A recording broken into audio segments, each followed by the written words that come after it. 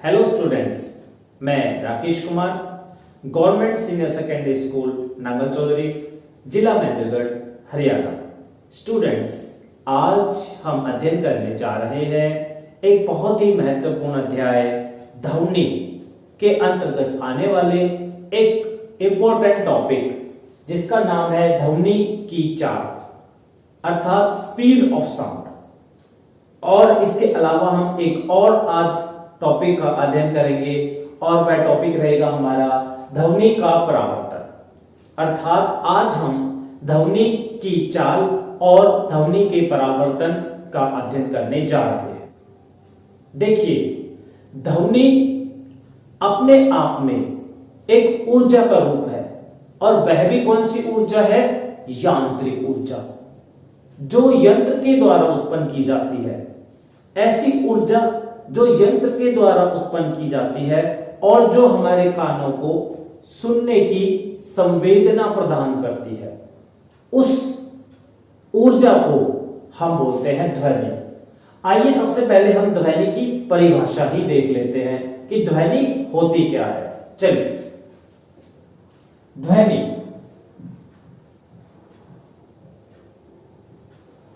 यह यांत्रिक ऊर्जा होती है। यह यांत्रिक ऊर्जा होती है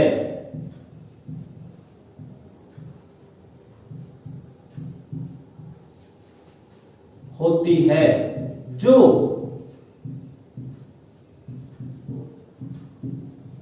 हमें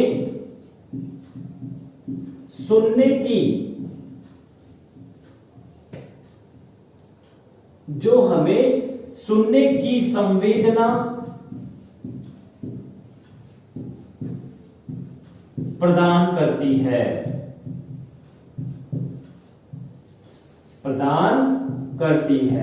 उसको ध्वनि कहते हैं। देखिए, बिल्कुल आसान सी परिभाषा है। ध्वनि क्या है? ऊर्जा का एक रूप है, ध्वनि ऊर्जा। लेकिन कौन सी ऊर्जा का कौन सा रूप? देखिए, वह यांत्रिक ऊर्जा होगी। तो वह यांत्रिक ऊर्जा जो हमें सुनने की, कानों के द्वारा हम सुनते हैं ना, सुनने की संवेदना प्रदान करती है, उसे ध्वनि कहते हैं। देखिए, ध्वनि उत्पन्न करने वाले बहुत सारे स्रोत होते हैं। जब हम बोल रहे हैं तो यहां पर हमारे गले में, कंठ में भी एक स्वर यंत्र है। उस स्वर यंत्र से ध्वनि पैदा हो रही है। इसी प्रकार से आपने स्कूल की घंटी अवश्य सुनी होगी। जब हथौड़े को उस घंटी से टकराते हैं तो वहां पर भी ध्वनि पैदा होती है, साउंड प्रोड्यूस होती है। पक्षी हैं, जब चहचहाते हैं तो उनकी ध्वनि पैदा होती है। इसी प्रकार से वाहनों के जो हॉर्न होते हैं वह भी ध्वनि पैदा करते हैं। इसके अलावा अगर आप किसी कारखाने के नजदीक जाएं तो वहां मशीनें ध्वनि पैदा कर रही हैं। तो ध्वनि क्या है? एक ऊर्जा का रूप है जो हमें सुनने की संवेदना प्रदान करती है। देखिए, जो ध्वनि है वह उत्पन्न कहीं होती है जबकि हमें सुनाई कहीं देती है। आज मैं यहां से बोल रहा हूं और यह ध्वनि आपके कानों तक पहुंच रही है। तो यह जो ध्वनि है जो मेरे गले से पैदा हुई और आकर के वायु के अंदर फैल गई और वायु से यह ध्वनि आपके कानों तक पहुंच रही है, या जब स्कूल की घंटी से हम हथौड़े को टकराते हैं तो वही ध्वनि आप सभी के कान तक पहुंच जाती है और आपको पता चल जाता है कि अब स्कूल लग गया है, या अब यह पीरियड चल रहा है, या अब छुट्टी हो गई है। तो ध्वनि जो है वह एक स्थान से दूसरे स्थान पर चलती है। देखिए, जहां ध्वनि पैदा हो रही है, आपने मंदिर में घंटियां तो अवश्य देखी होंगी। देखिए, एक घंटी मैं यहां पर आपको ये बनाकर दिखा रहा हूं। ये देखिए, ये मेरे पास यहां पर एक घंटी है और इस घंटी को जब हम बजाते हैं तो इससे क्या होता है? एक ध्वनि पैदा होती है और वह ध्वनि क्या करती है? एक जगह से दूसरी जगह पर जाती है और अल्टीमेटली हमारे कान तक पहुंचती है। यह क्या है? यह हमारा कान है। और यहाँ पर क्या है? यहाँ पर घंटी है। तो देखिए जब हम इस घंटी को बजाएंगे तो ध्वनि कहाँ पैदा हो रही है? यहाँ पर पैदा हो रही है। और ये धीरे धीरे धीरे धीरे करके कहाँ पहुंचेगी? हमारे कान तक पहुंच जाएगी। और हमारा कान क्या है? हमारा कान एक संवेदी अंग है जो हमें ध्वनि को सुनने में सहायता करता है। यहां पर जो सोचने की बात है वह यह है कि ध्वनि एक स्थान पर पैदा हुई है और वहां से वह दूसरे स्थान तक चलती है, अर्थात ध्वनि गति करती है। ध्वनि गति करती है। क्या इसकी गति एक समान होती है? देखिए ध्वनि जब एक स्थान से और दूसरे स्थान पर चलती है तो उसकी गति दो कारकों पर निर्भर करती है। वह दो कारक कौन कौन से हैं? आइए देखते हैं। ध्वनि की जो चाल है वह दो कारकों पर निर्भर करती है। वह दो कारक कौन कौन से हैं? नंबर एक, ध्वनि के चलने का माध्यम। चलने का माध्यम, ध्वनि जहां से चल रही है वह कौन सा माध्यम है? ध्वनि किस माध्यम में से गुजर रही है? एक तो उसके ऊपर निर्भर करता है और दूसरा निर्भर करता है ध्वनि का जो गमन है वह निर्भर करेगा तापमान पर। ये दो कारक हैं जिन पर ध्वनि की गति निर्भर करती है, अर्थात जिन पर ध्वनि की चाल निर्भर करती है। या तो माध्यम, कौन सा माध्यम है उसके ऊपर निर्भर करेगा, या फिर कितना तापमान है जिसमें से ध्वनि गुजर रही है उसका तापमान कितना है उसके ऊपर भी निर्भर करेगा।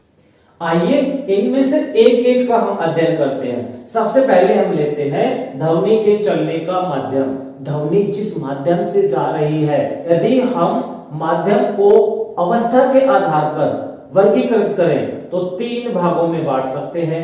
एक कौन से माध्यम होंगे? देखिए यहां पर मैं लिख रहा हूं, जो माध्यम है वह तीन प्रकार के हो सकते हैं। नंबर एक माध्यम ठोस माध्यम, सॉलिड जिसको हम कहते हैं।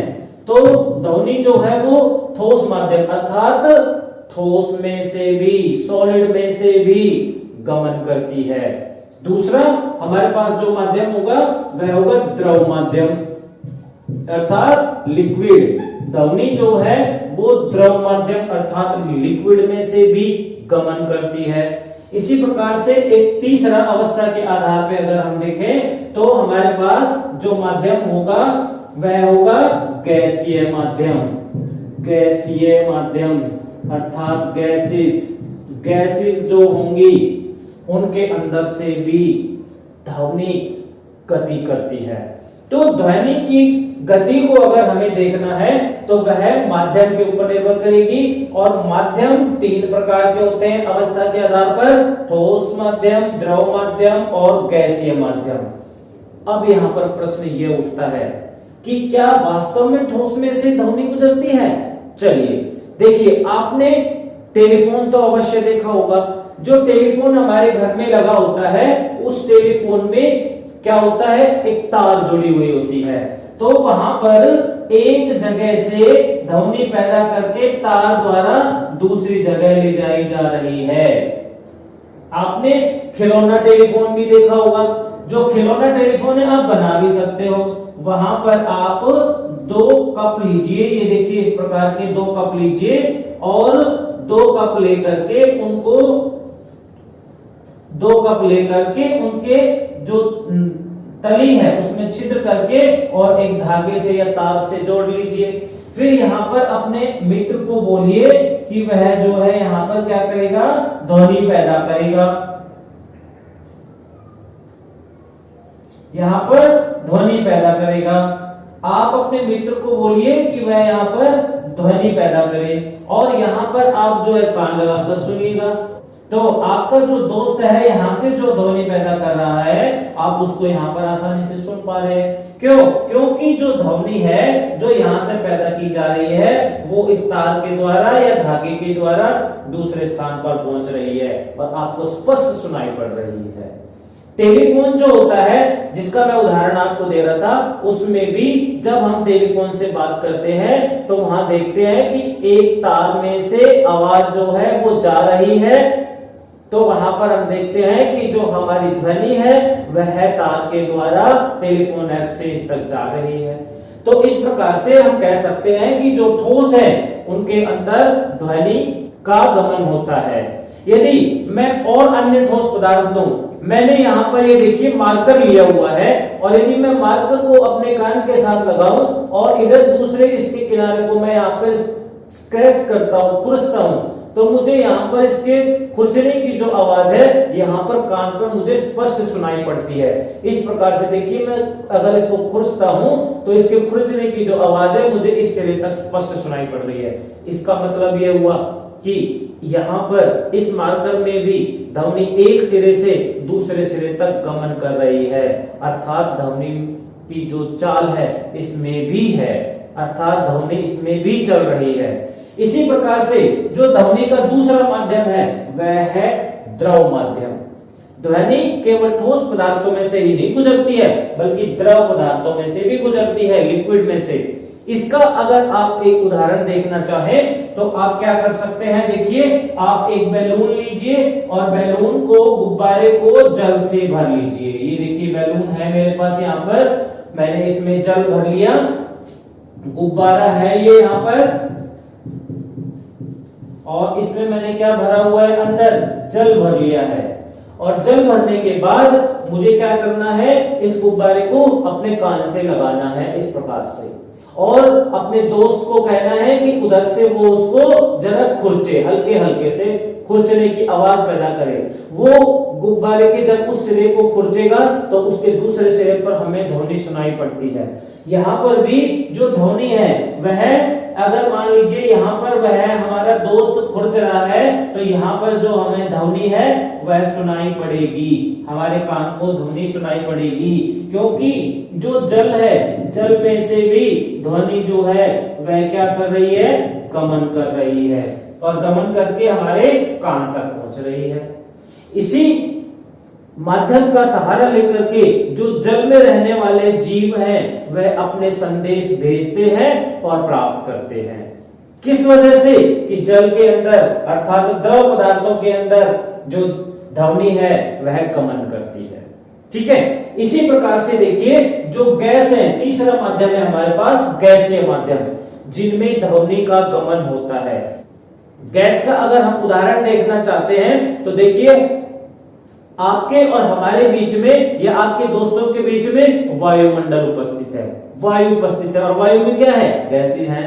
और जब गैस और जो गैसें हैं उनके अंदर से अगर आप देख रहे हैं तो जब आपका दोस्त बोल रहा है तो उसके दोस्त की आवाज आपके कानों तक आ रही है और आप उसको स्पष्ट सुन पा रहे हैं, जबकि बीच में हमें दिखाई देने वाला ना तो कोई ठोस पदार्थ है और ना ही कोई द्रव पदार्थ है, फिर भी हमें ध्वनि सुनाई पड़ रही है, क्योंकि ध्वनि का जो गमन है वो वायु के द्वारा आपके कान तक हो रहा है।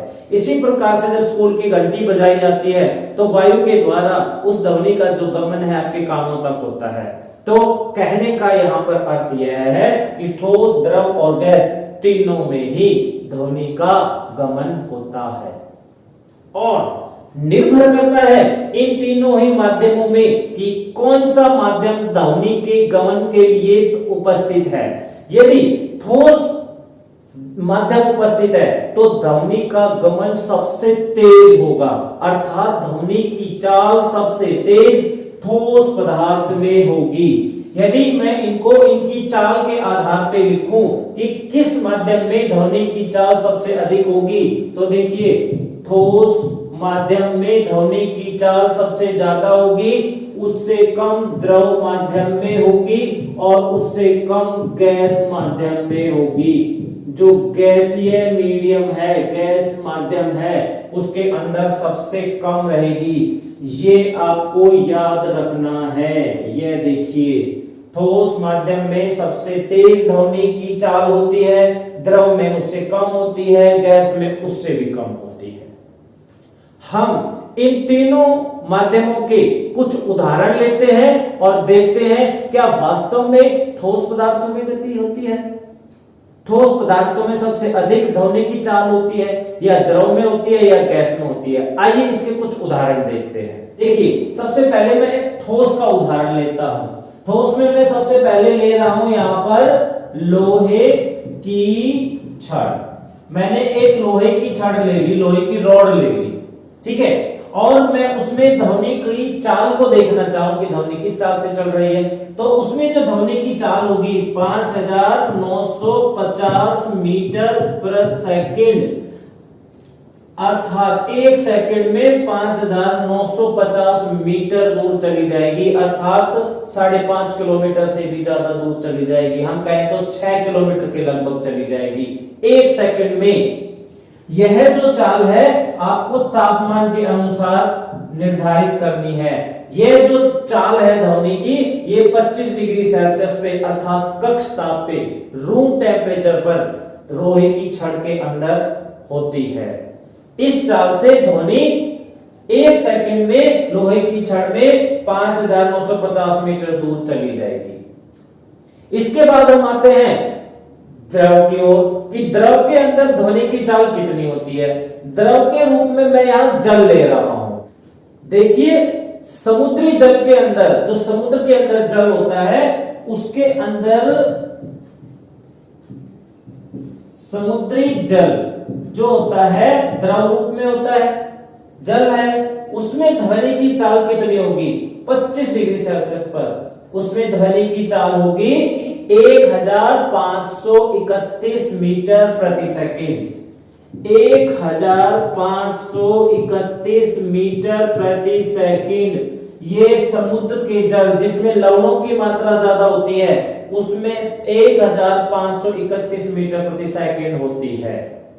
यदि हम ऐसे जल के अंदर ध्वनि की चाल देखें जिसमें लवण नहीं है, तो वह थोड़ी कम हो जाएगी, और वह कितनी होगी, वह होगी 1498 मीटर प्रति सेकंड। यह वह जल है जिसमें लवण नहीं है, अर्थात आश्रित जल, आश्रित जल के अंदर होगी। तो आप यहां पर देखिए, जल के अंदर लगभग 1500 मीटर प्रति सेकंड, 1500 मीटर प्रति सेकंड के लगभग 25 डिग्री सेल्सियस पर ध्वनि चलेगी।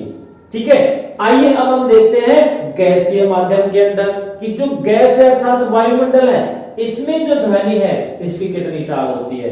अगर हम गैस का उदाहरण लें तो गैस के अंदर ध्वनि की जो चाल होगी 346 मीटर पर सेकंड। यह गैस के अंदर ध्वनि की चाल होगी। अर्थात जब आपका एक दोस्त कुछ बोलता है और उसकी ध्वनि आपको सुनाई पड़ती है, तो वहां पर गैस अर्थात वायुमंडल है, गैस है, वायु है, हम यहां पर इसको वायु भी कह सकते हैं। वायु में 25 डिग्री सेल्सियस तापमान पर जो ध्वनि आपके दोस्त ने उत्पन्न की है, वह 346 मीटर प्रति सेकंड के हिसाब से आपके कान तक पहुंचेगी। तो कहने का मतलब यहां पर, तो कहने का अर्थ यहां पर यह है कि अलग अलग अगर माध्यम है, हमारे पास 3 प्रकार के माध्यम थे, अलग अलग अगर माध्यम है तो उनके अंदर ध्वनि की जो चाल है वह भी अलग अलग होती है। यदि हमें ध्वनि को एक जगह से दूसरी जगह जल्दी से पहुंचाना है तो हमें ठोस माध्यम का चयन करना पड़ेगा। यदि हमें ध्वनि को धीमे से पहुंचाना है, कम स्पीड से पहुंचाना है, तो हमें गैसीय माध्यम का उपयोग करना पड़ेगा। ठीक है, आइए अब हम जरा अपने दूसरे कारक पे चलते हैं कि ध्वनि की जो चाल है वह तापमान पर कैसे निर्भर करती है। तापमान का क्या असर होता है? बिल्कुल देखिए, आसान सा है। जैसे जैसे आप तापमान बढ़ाते चले जाएंगे, किसी भी वस्तु का जैसे जैसे आप तापमान बढ़ाते चले जाएंगे, ध्वनि की चाल भी बढ़ती चली जाएगी। तापमान बढ़ाने पर ध्वनि की चाल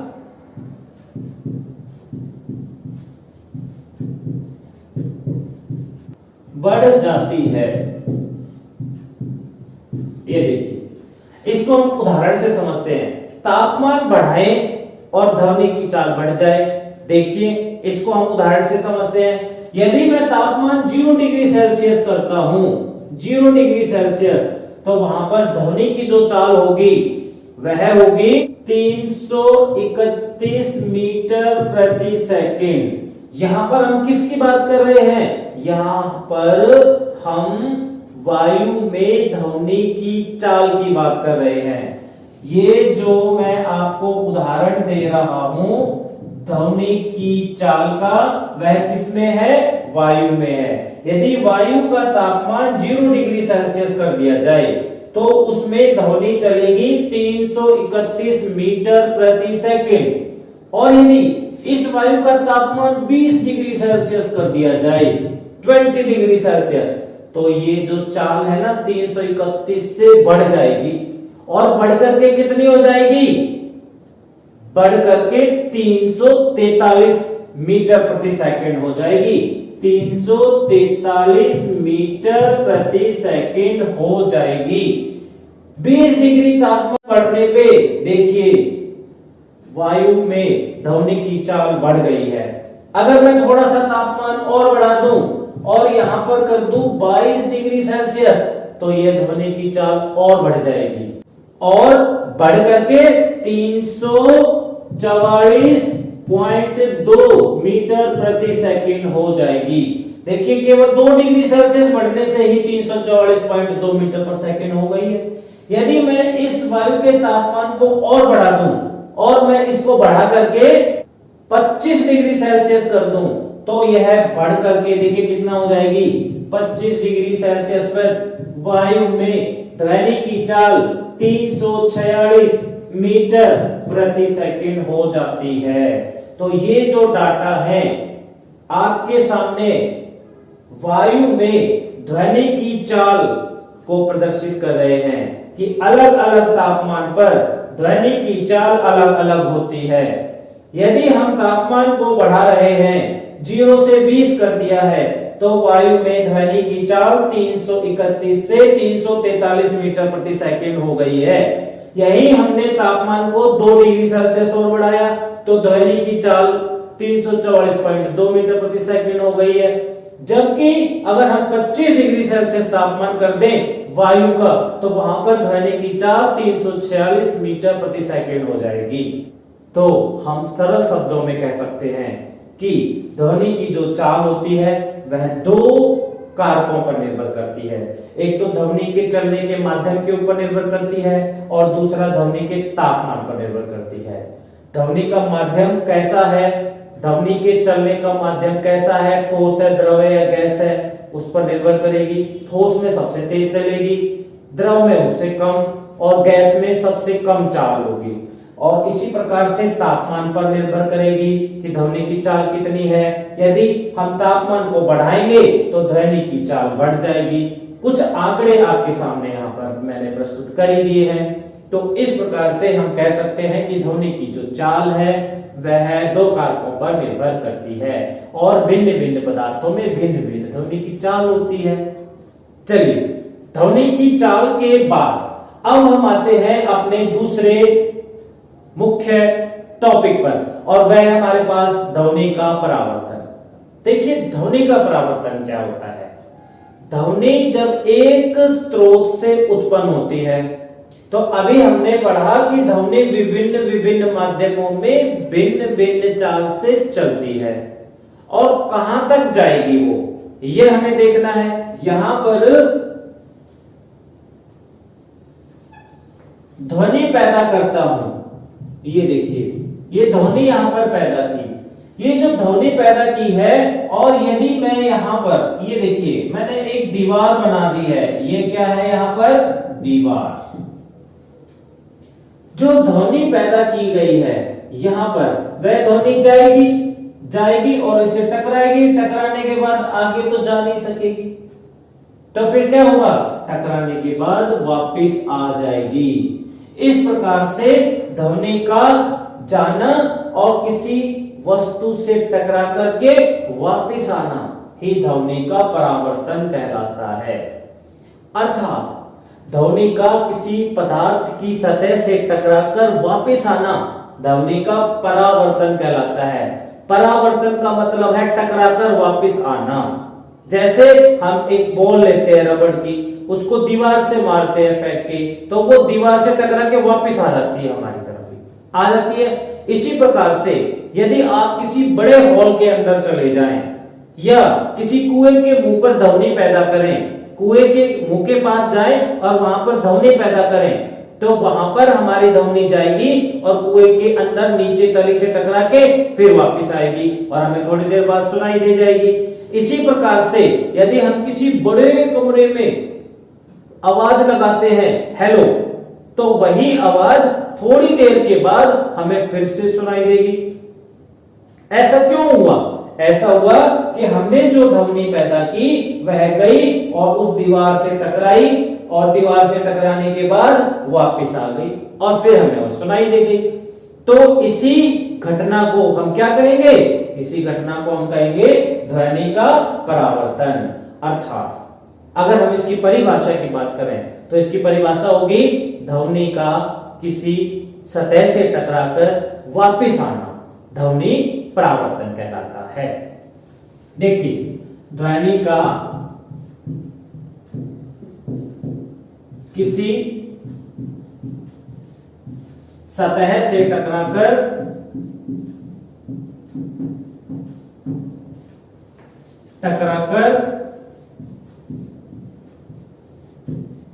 वापिस आना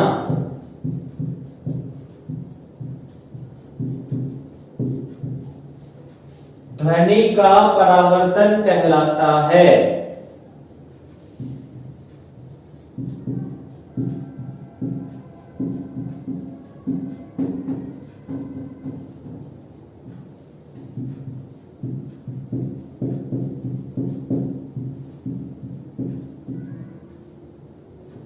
देखिए, ध्वनि का किसी सतह से टकराकर वापस आना ध्वनि का परावर्तन कहलाता है।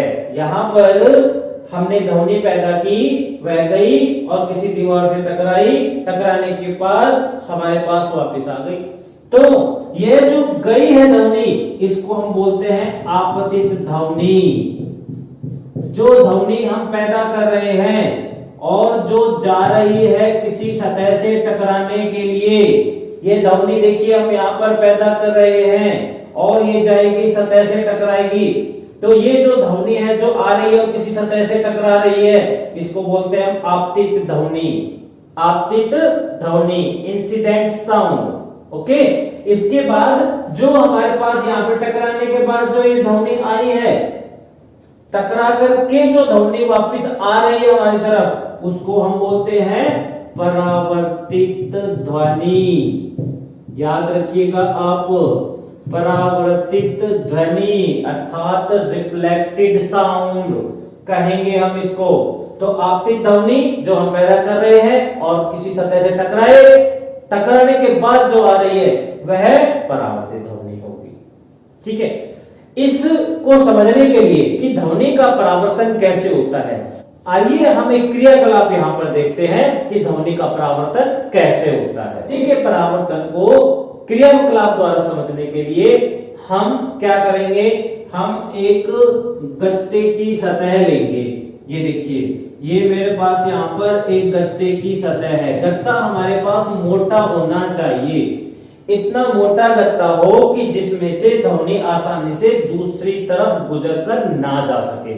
इसके बाद देखिए हमें क्या करना है, इसके बाद हमें दो बड़े बड़े पाइप लेने हैं। पाइप आप कैसे लेंगे? गत्ते के बने हुए भी हो सकते हैं, प्लास्टिक के बने हुए भी हो सकते हैं। वो जो पाइप आप ले रहे हैं उसका आपको ध्यान रखना है लंबाई 1 मीटर हो। ये जो यहां से यहां तक लंबाई है 1 मीटर हो। ऐसा ही हमने इधर एक और जो पाइप लिया है उसको ले लेंगे। देखिए, उसकी जो लंबाई है वह भी 1 मीटर होनी चाहिए। दूसरा, इसका जो व्यास है, ये वाला जो व्यास है, देखिए यहां से यहां तक की जो इसकी चौड़ाई है 8 से 10 सेंटीमीटर होनी चाहिए। जो हम पाइप लेंगे इस क्रियाकलाप के लिए उसकी चौड़ाई 8 से 10 सेंटीमीटर हो, फिर चाहे वो पाइप प्लास्टिक का हो चाहे गत्ते का बना हुआ हो। उसकी लंबाई कम से कम 1 मीटर होनी चाहिए। ये जो लंबाई है यहां से यहां तक, एक सिरे से दूसरे सिरे तक कम से कम 1 मीटर की होनी चाहिए। ऐसे 2 पाइप हम लेंगे, एक पाइप को हमने इधर लगा दिया है, दूसरे पाइप को हमने यहां लगा दिया है। देखिए अब हम क्या करेंगे, बिल्कुल आसान सा, हमारे पास यहाँ पे क्रियाकलाप है। ये हमने पाइप ली है, इसको उस मोटी पदार्थ की सतह से कम 5 से 6 सेंटीमीटर की दूरी पर रखना है, यहां इस गत्ते से, और इस पाइप को 5 से 6 सेंटीमीटर की दूरी पर रखना है। इसके बाद हमें क्या करना है, एक अलार्म घड़ी और लेनी है। एक अलार्म घड़ी लेंगे हम यहाँ पर, ये देखिए एक अलार्म घड़ी ले लेता हूं मैं यहाँ पर, और इस अलार्म घड़ी के अंदर क्या करना है, इस अलार्म घड़ी को मुझे इस पाइप के मुंह के पास रखना है, इस सिरे के पास रखना है। अलार्म घड़ी क्यों लेते हैं, क्योंकि अलार्म घड़ी में टिक टिक टिक टिक की जो साउंड है अर्थात ध्वनि है वह पैदा होती है। आप इसके लिए स्टॉप वॉच भी ले सकते हैं, और आपको ध्यान ये रखना है कि इस स्टॉप वॉच को या अलार्म घड़ी को इस पाइप के सिरे के पास रखना है, ठीक है, ताकि यह जो ध्वनि पैदा करे वह सीधी इस पाइप के अंदर चली जाए। इसके बाद देखिए हमें क्या करना है, बस ज्यादा कुछ नहीं है करने के लिए। ये यहां से ध्वनि चलेगी, चलने के बाद इसमें से सीधे आ जाएगी और इस तल से टकरा जाएगी। इस तल से टकराने के बाद वह जो ध्वनि है इसको पार करके तो जाएगी नहीं, तो फिर क्या होगा, यहां से टकराने के बाद इस प्रकार से वह दूसरे पाइप से इधर आ जाएगी। और यहाँ पर हम क्या करेंगे, अपना कान लगा करके उस ध्वनि को सुनने का प्रयत्न करेंगे। हो सकता है कि जब हम यहाँ पर कान लगा रहे हैं तो इस पाइप से जो ध्वनि आ रही है वह स्पष्ट ना आ रही हो, तेज सुनाई ना दे रही हो, तो फिर हम क्या करेंगे, हम इस पाइप की पोजीशन को चेंज करेंगे, इस पाइप को हिलाएंगे और इस पाइप को हिला के एडजस्ट करने की कोशिश करेंगे। इस प्रकार से व्यवस्थित करेंगे कि यहां से जो आने वाली ध्वनि है वो हमें यहाँ पर इस पाइप के द्वारा स्पष्ट और तेज सुनाई दे। जब हमें वह ध्वनि स्पष्ट और तेज सुनाई पड़ रही है तब हम कह सकते हैं कि ध्वनि का परावर्तन हो रहा है। और ध्वनि का परावर्तन कहाँ हो रहा है, देखिए ध्वनि यहां से उत्पन्न हो रही है, यहां से ध्वनि उत्पन्न हुई, उत्पन्न होकर के इस सतह से टकराई, इस गत्ते की सतह से जब वह टकरा करके वापिस आ गई, तो इस प्रकार से ध्वनि का जिस माध्यम से वह जा रही है उसी माध्यम में टकरा करके वापिस आ जाना ध्वनि का परावर्तन कहलाता है। देखिए ये इस माध्यम में अगर मैं माध्यम का नंबर दूं, ये नंबर 1 है और ये नंबर 2 है, इस गत्ते के ऊपर नंबर 1 माध्यम है, गत्ते के नीचे नंबर 2 माध्यम है, तो यहाँ 1 माध्यम से ये देखिए ध्वनि गई है। मैं अगर इसको संकेत से प्रदर्शित करूं कि किधर जा रही है, तो ये देखिए मैंने यहाँ पर तीर का निशान लगाया, ध्वनि यहां से चली दूसरे माध्यम से ध्वनि चली और टकरा करके फिर दूसरे माध्यम में ही रही है, पहले माध्यम में नहीं गई है। तो इस प्रकार से ध्वनि का एक माध्यम से चलना और टकरा करके उसी माध्यम में वापस आ जाना क्या कहलाता है, ध्वनि का परावर्तन कहलाता है। और बहुत सरल शब्दों में ध्वनि का किसी सतह से टकराकर वापस आना ध्वनि का परावर्तन कहलाता है। ठीक है, तो इस क्रियाकलाप से हम ध्वनि का परावर्तन करके देख सकते हैं। ठीक है, देखिए यहां पर कुछ परिभाषाएं हैं जिनको मैं आपको नोट करवाना चाहूंगा। ये जो ध्वनि यहां से जो अलार्म घड़ी के द्वारा पैदा की जा रही है, जो ध्वनि यहां से आ रही है और जो इस सतह से टकराएगी, वह कौन सी ध्वनि होगी, आपको बताया मैंने अभी, वह आपतित ध्वनि होगी। उसको हम इंसिडेंट साउंड कहेंगे। और वह ध्वनि जो आपतित है जब किसी तल पर, किसी सतह पर जिस बिंदु पर टकराती है उस बिंदु को आपतन बिंदु कहते हैं। आपतन बिंदु अर्थात पॉइंट ऑफ इंसिडेंस बोला जाएगा, ये वाला बिंदु आपतन बिंदु कहलाएगा। इसके बाद देखिए, वह ध्वनि जो टकराने के बाद, किसी सतह से टकराने के बाद वापस उसी माध्यम में आ रही है, कौन सी ध्वनि? यह वाली ध्वनि क्या कहलाएगी? परावर्तित ध्वनि कहलाएगी। यह हमारे पास होगी परावर्तित ध्वनि। ये देखिए, परावर्तित ध्वनि होगी, ये जो टकरा करके वापस आई है।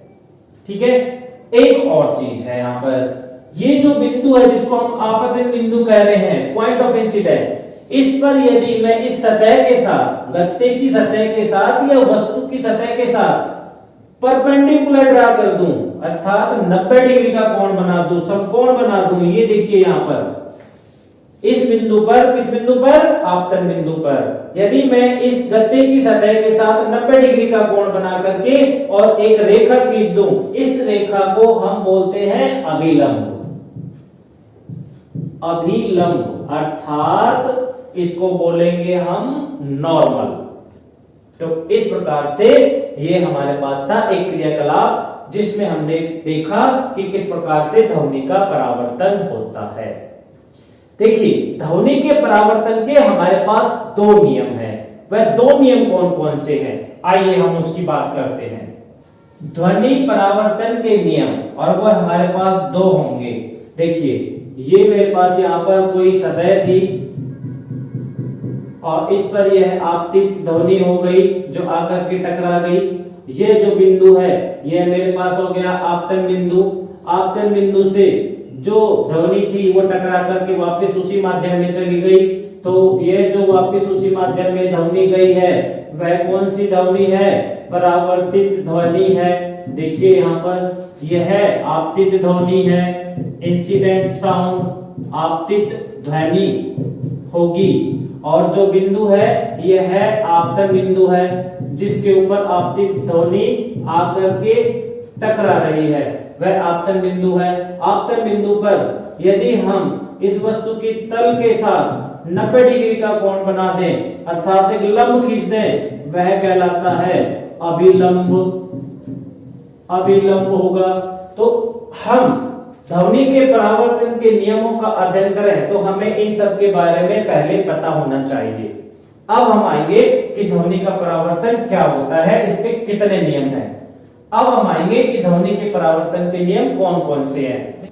देखिए, पहला नियम, आपतित किरण आपतन बिंदु पर अभिलंब और परावर्तित किरण तीनों एक ही तल में होते हैं। पहला ये नियम है ध्वनि का। आपतित ध्वनि कोमा आपतन बिंदु पर अभिलंब, आपतन बिंदु पर अभिलंब, आपतन बिंदु पर अभिलंब और परावर्तित ध्वनि, और परावर्तित ध्वनि तीनों एक ही तल में होते हैं। आप देखिए, एक तल नीचे एक तल ऊपर, तो तीनों के तीनों एक ही तल में है। आपतित ध्वनि तीनों एक ही तल में होते हैं। ये देखिए पहला नियम, आपतित ध्वनि आपतन बिंदु पर अभिलंब और परावर्तित ध्वनि तीनों एक ही तल में होते हैं। ठीक है, आइए दूसरे नियम की ओर चलते हैं। देखिए, ये जो कोण है यहाँ पर ध्यान से देखिएगा, आपतित ध्वनि और अभिलंब, इन दोनों के बीच में यहाँ पर देखिए ये एक कोण बन रहा है, ये वाला, ये देखिए, ये कोण जिसको मैंने आई लिखा है, यह कोण कहलाता है आपतन कोण। कौन सा कोण कहलाएगा? ये वाला कहलाएगा आपतन कोण। किसको बोलेंगे आपतन कोण? वह कोण जो आपतित किरण और अभिलंब के बीच बनता है, उस कोण को आपतन कोण कहते हैं। और ऐसा ही एक कोण इधर भी बन रहा है, ये देखिए, ये वाला, ये जो यहाँ पर देखिए, ये जो कोण बन रहा है जिसको मैं यहाँ पर आर लिख रहा हूं, यह कोण किस किस के बीच में बन रहा है? परावर्तित ध्वनि और अभिलंब के बीच। तो परावर्तित ध्वनि और अभिलंब के बीच बनने वाले कोण को क्या कहते हैं? परावर्तन कोण। कौन सा कोण? परावर्तन कोण कहेंगे। ठीक है, चलिए अब हमारे पास जो दूसरा नियम है ना, वो इन दोनों कोण से संबंधित है। क्या है? देखिए, आपतन कोण और परावर्तन कोण, परावर्तन कोण सदैव बराबर होते हैं, सदैव बराबर होते हैं। देखिए, इसको हम ऐसे भी लिख सकते हैं, कोण I बराबर कोण R, ऐसे भी लिखा जा सकता है। ये देखिए यहां पर कोण I बराबर कोण R, ये जो कोण I है ये कोण R के बराबर होगा, अर्थात ये दोनों कोण बराबर होंगे। अगर मैं यहां पर इस कोण को 30 डिग्री ले रहा हूं तो ये जो कोण है ना परावर्तन कोण, ये अभी 30 डिग्री का होगा। अगर इसको बदल के 60 डिग्री का कर दिया जाए तो ये कोण भी यहां पर 60 डिग्री ही होगा। हमेशा दोनों कोण बराबर होंगे, कोण I बराबर कोण R रहेगा, अर्थात कोण I क्या है? आपतन कोण, और कोण R क्या है? परावर्तन कोण, दोनों बराबर होंगे। तो ये थे हमारे पास ध्वनि परावर्तन के दो नियम।